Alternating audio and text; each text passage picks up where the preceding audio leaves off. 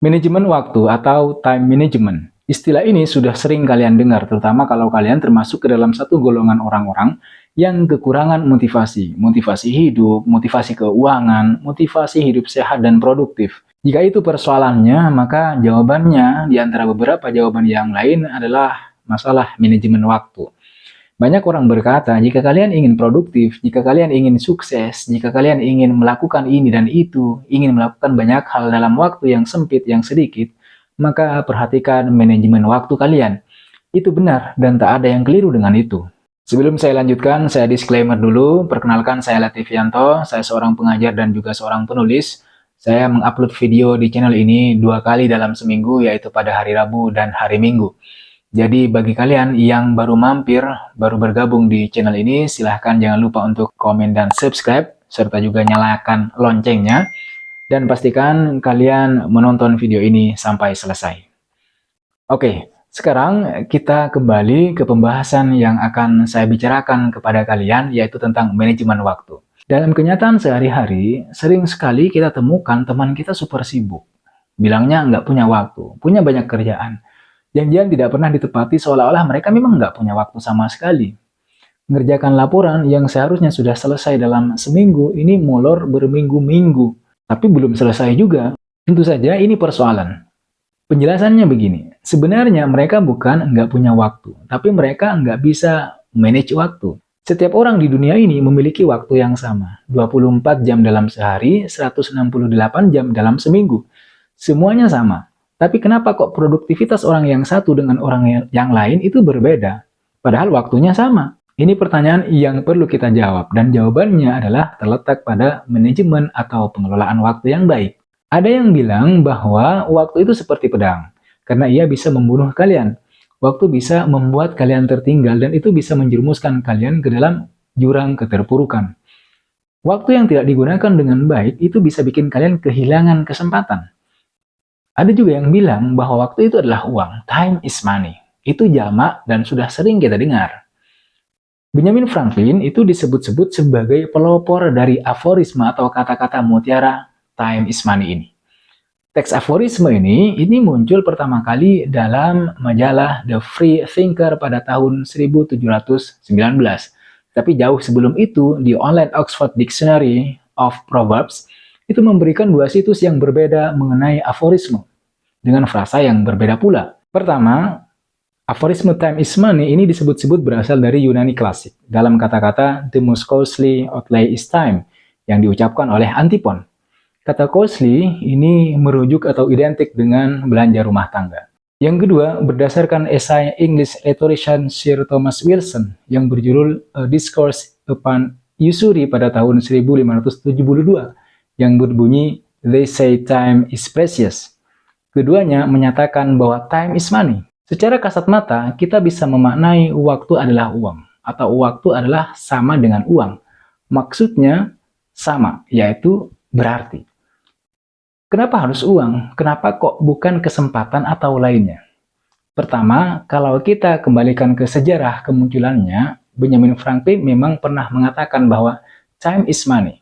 Waktu adalah uang. Tetapi bukan itu saja, ia melanjutkannya dengan berkata bahwa kejujuran bermanfaat dalam bisnis.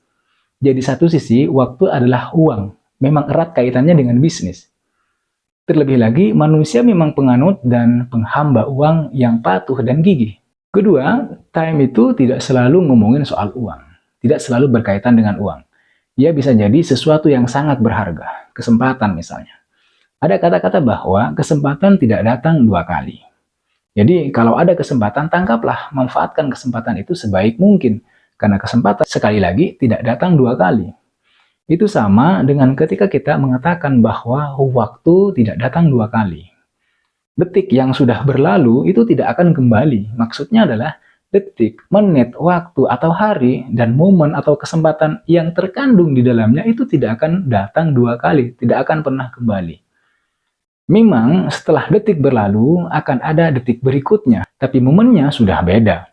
Kesempatan sudah beda, momennya sudah lewat, dan momen yang akan datang itu belum tentu sama dengan momen yang sudah lewat tadi. Itulah kenapa waktu adalah deposito paling berharga yang pernah dimiliki manusia. Setiap dari kita, apakah miskin atau kaya, apakah penjahat atau orang alim, apakah muda atau tua, semuanya punya deposito waktu yang sama, yaitu 24 jam atau 1440 menit atau sama dengan 86.400 detik setiap hari. Apa yang akan kamu lakukan seandainya kamu akan meninggal dalam 10 hari ke depan? Prioritas apa yang akan kamu lakukan untuk memanfaatkan waktu 10 hari tersebut? Ambillah kertas, kemudian cobalah untuk menyusun prioritas-prioritas tersebut, prioritas-prioritas yang akan kamu lakukan. Kemudian ujilah dengan tajam dan ketat, sudah benarkah urutannya? Waktu itu seperti sehelai kertas kehidupan yang harus ditulis dengan deretan kalimat kerja dan prestasi. Kamu akan merasakan kehampaan yang luar biasa apabila waktu yang kamu punya, yang kamu lalui itu tidak kamu isi dengan kreasi. Kalimat kerjamu akan terputus, atau bahkan kamu akan merasakan kekosongan jiwa apabila ada waktu yang kosong serta tidak mempunyai nilai apapun. Dalam buku Membangun Etos Kerja Islami karya Kiai Haji Toto Tasmara, dijelaskan bahwa bila sampai saat ini kamu berumur 35 tahun, seharusnya sudah ada 35 jilid kehidupan yang berjulur namamu. Setiap jilid itu terdiri atas 12 bab, 365 halaman. Dan setiap halamannya itu terdiri atas 24 baris atau 8.760 kata setiap jilidnya. Apakah baris-baris itu penuh dengan cerita yang excited, kisah tentang persaingan, kisah perjalanan menuju perpustakaan, diskusi, membaca, atau yang lain? Ataukah hanya deretan kisah tentang tidur, sakit, bermalas-malasan, main media sosial? Atau setiap lembarnya justru kosong tidak berisi apapun? Waktu adalah aset yang paling berharga dalam kehidupan kita. Mereka yang berada di puncak kesuksesan adalah orang yang mengelola waktu dengan baik. Mereka yang tidak menggunakan waktu dengan baik tidak akan mencapai puncak dengan cemerlang. Kehilangan orientasi akan masa depan. Oleh sebab itu, yang diperlukan seseorang bukan tambahan waktu, melainkan bagaimana cara mengelola waktu dengan baik. Menurut Scott, satu tantangan mendasar dalam manajemen waktu yang efektif adalah memahami perbedaan antara urgent dan important, mendesak dan penting. Mendesak tidak berarti tugas itu penting. Penting atau tidak itu terkait dengan prinsip pribadi. Manajemen waktu adalah proses yang melibatkan pengelolaan, pengaturan, dan penggunaan waktu secara efektif. Tujuan utama dari manajemen waktu ini adalah untuk meningkatkan produktivitas, efisiensi, dan kualitas kerja seseorang atau suatu tim dalam mencapai tujuan-tujuan yang sudah ditetapkan, yang sudah direncanakan sejak awal. Seseorang yang produktif bukan berarti ia memiliki banyak waktu, waktunya lebih banyak ketimbang manusia yang lain, tidak. Tapi karena ia pintar mengelola waktu. Sebagaimana yang sudah dijelaskan tadi, setiap orang memiliki waktu yang sama. Pengelolaan waktu tentu saja bukan pekerjaan tanpa prinsip. Segala sesuatu di dunia ini itu berjalan sesuai dengan prinsip kerjanya. Dan pengelolaan waktu juga punya prinsip kerja sendiri. Hal pertama yang harus kamu lakukan dalam pengelolaan waktu adalah menyusun perencanaan. Perencanaan akan mempermudah kamu dalam menentukan tugas apa yang harus atau lebih dulu kamu harus kerjakan. Dengan adanya perencanaan, kamu tidak memerlukan waktu yang lama untuk berpikir tugas apa yang selanjutnya harus kamu kerjakan selesai kamu mengerjakan tugas yang sebelumnya.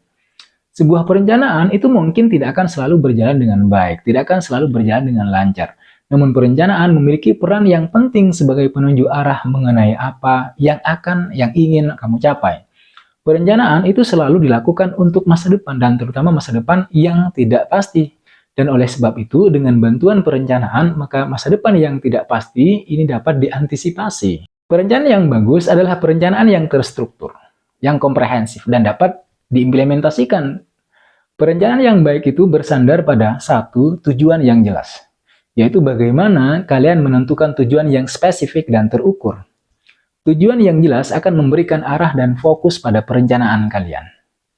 Yang kedua, perencanaan yang baik itu adalah perencanaan yang didasarkan pada analisis situasi.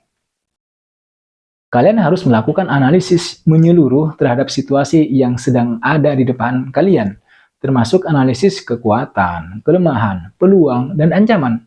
Itu untuk memahami konteks dan tantangan yang sedang kalian hadapi. Prinsip kedua dari cara kerja manajemen waktu adalah melakukan hal yang paling prioritas. Prioritas itu sangat penting. Hal utama apa yang harus kamu kerjakan lebih dulu?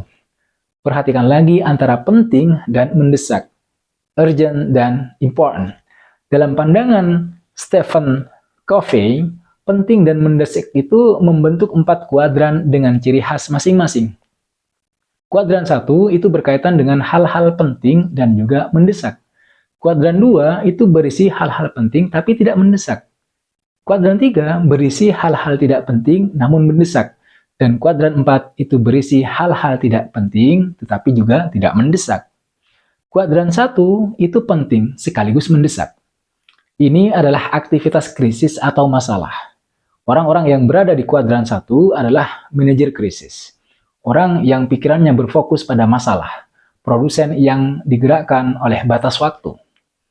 Menurut Antonius Antosoti Gea, orang dengan manajemen pribadi yang efektif lebih fokus pada kuadran 2. Kuadran ini berhubungan dengan hal-hal penting tapi tidak mendesak. Peter Drucker itu mengatakan, orang yang efektif itu bukanlah orang yang pikirannya tertuju pada masalah, tetapi orang yang efektif itu adalah orang yang pikirannya tertuju pada peluang. Makanya dia akan menangkap peluang sedikit apapun peluang itu. Orang-orang yang efektif juga mempunyai krisis dan keadaan darurat yang ada di kuadran 1 yang memerlukan perhatian langsung mereka. Tetapi jumlahnya terhitung kecil. Artinya, hal-hal penting dan belum mendesak itu atau kuadran 2 sudah mereka lalui, sudah mereka tangani sebelum berpindah ke kuadran 1. Hal penting yang mereka selalu perhatikan adalah adanya keseimbangan antara produk dan kemampuan produksi. Dengan tetap fokus pada aktivitas penting, dengan menjalankan aktivitas pembangun kapasitas pada kuadran 2. Adalah sebuah pengelolaan waktu yang tergolong bagus ketika kita itu mampu mengalokasikan waktu kita sebanyak 60% untuk kuadran 2, 20% untuk kuadran 1, sisanya itu 15% untuk kuadran 3, dan 5% untuk kuadran 4. Ada juga yang berhasil menjalankan penggunaan waktu mereka itu 75% untuk kuadran 2, dan 15% untuk kuadran 1, sisanya untuk kuadran 3 dan kuadran 4. Prinsip kerja yang ketiga dari manajemen waktu adalah mengambil keputusan. Pengambilan keputusan itu bukan hanya dibutuhkan di dunia kerja, melainkan juga dalam semua aspek kehidupan yang sedang kita jalani. Untuk sebagian orang, memutuskan sesuatu mungkin saja bukan hal yang mudah. Tetapi, jika kamu tidak pernah belajar untuk mengambil keputusan, kamu akan banyak membuang-buang waktu untuk terus berpikir dan menimbang-nimbang berbagai hal, karena kamu tidak terbiasa mengambil keputusan. Manajemen waktu tidak akan berkembang jika kamu tidak dapat mengambil keputusan untuk diri kamu sendiri.